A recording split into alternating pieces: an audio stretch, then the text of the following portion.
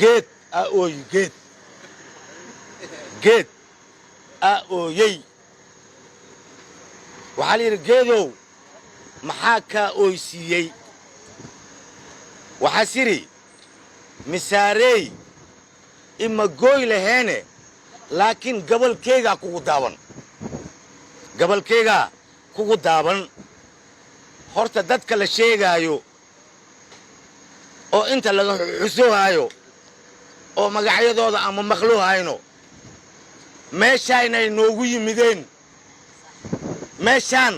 ay noogu yimideen ayagoo jaakaysan barafuumaata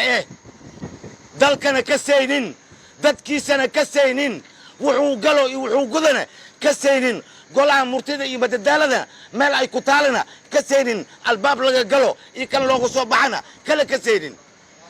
okay imaatinkood kadib marka ma aqbalayno daadad noo yimid oo markii baxayaan na qaadi rabo inay nagu noqdaan cidna kama yeelayno taas horta taas waaye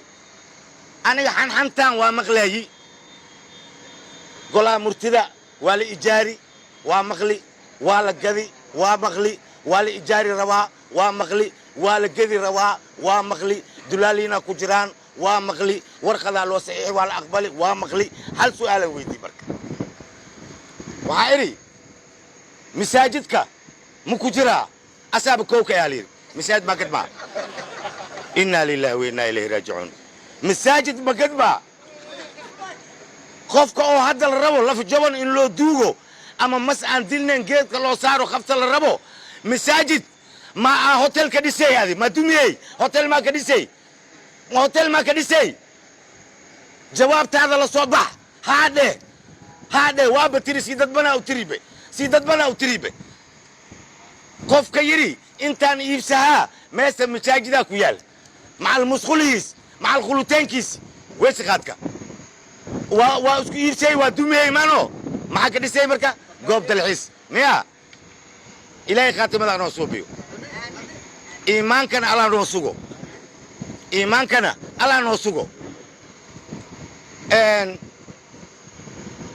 garashadana allah noo fiicnayo maxaa yeele haddii garashada xumaato waxyaala mal salaamu calaykum waraxmatullahi wabarakaatu